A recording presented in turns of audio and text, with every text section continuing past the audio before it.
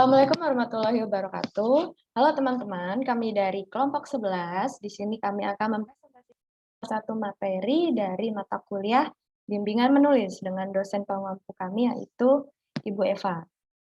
Di sini kami akan mempresentasikan dengan materi surat dari materi pertemuan ketiga. Kelompok kami terdiri dari 2 anggota yaitu saya, Divayanti, dan teman saya, Diana Lulu. Video ini dibuat untuk memenuhi UTS. Selamat menyaksikan.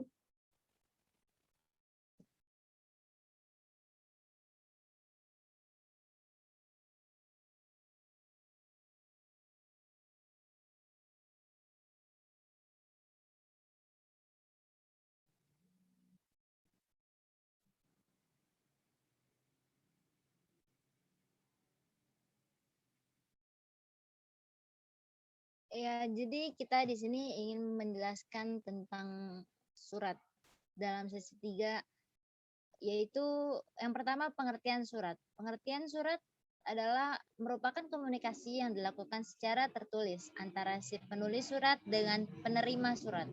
Hubungan yang terjadi dengan penulis dan penerima disebut sebagai surat menyurat. Lanjut ke tujuan menulis surat, yaitu terdiri dari 3 tujuan. Yang pertama, menyampaikan informasi.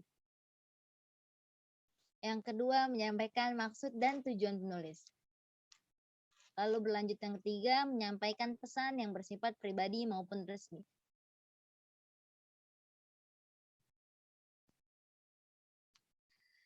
Lalu surat mempunyai 6 fungsi, yaitu yang pertama sebagai alat komunikasi.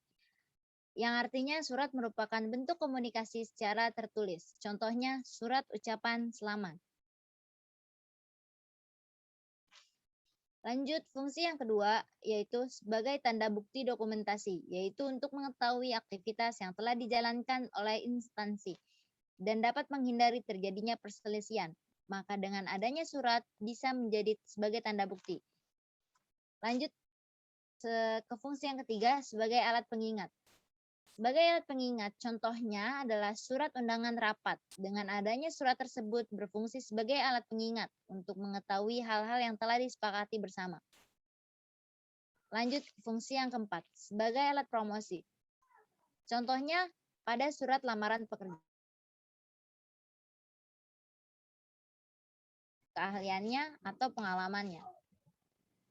Lanjut ke fungsi yang kelima, sebagai wakil atau duta organisasi, yaitu untuk menyampaikan pesan. Contohnya surat permohonan maaf. Sang penulis ini mewakilkan permohonan maafnya secara tertulis melalui surat. Lanjut ke fungsi yang terakhir, fungsi pedoman. Sebagai pedoman, misalnya pada surat tugas. Surat ini menjadikan pedoman bagi karyawan untuk menjalankan tugas apa saja yang harus dikerjakan dalam perusahaan tersebut.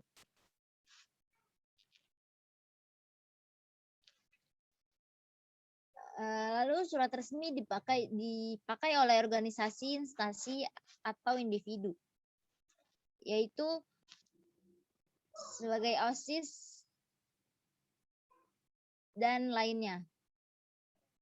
Lalu surat resmi itu ditulis secara formal dan memiliki struktur secara khusus dengan bahasa yang dipakai baku, efektif, dan jelas. Isinya tidak bertele-tele.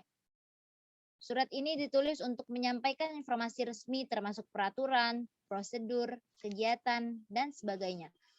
Contoh dari surat resmi ini sebagai surat keputusan, surat undangan, surat perintah, surat edaran, dan lain-lain.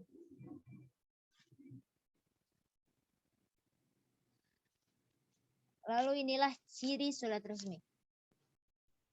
Pada bagian awal terdapat kop surat, nomor surat, tanggal surat, lampiran, dan alamat surat.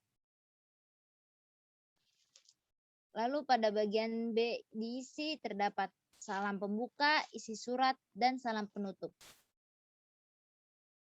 Lalu pada akhir surat terdapat penanggung-jawaban surat.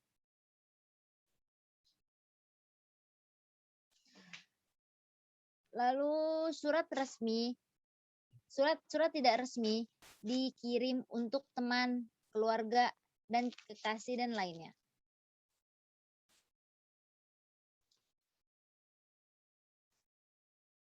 Dan berdasarkan sifatnya, surat pribadi adalah surat yang dibuat oleh instrumennya, yaitu sesuai dengan meliputi ukurannya.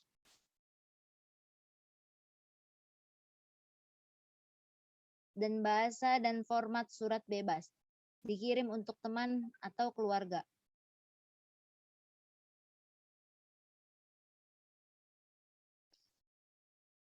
Dan surat dinas, yaitu ditulis untuk keperluan formal, yaitu sesuai yang meliputi ukuran, jenis, dan warna kertas, warna tinta, serta bentuk tulisannya.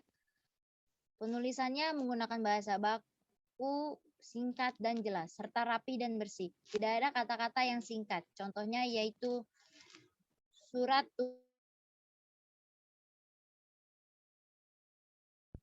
dan fungsinya adalah bukti tertulis atau arsip.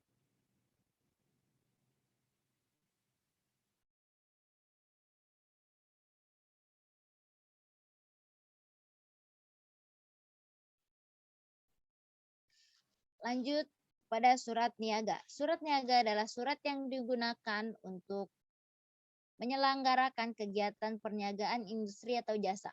Contohnya adalah surat penawaran, surat penagihan, surat permintaan barang atau jasa, dan surat aduan.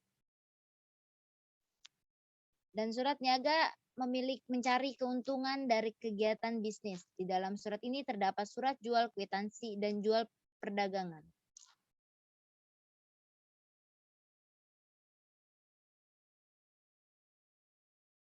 Cukup sekian dari presentasi kami. Semoga bermanfaat untuk kita semua. Wassalamualaikum warahmatullahi wabarakatuh.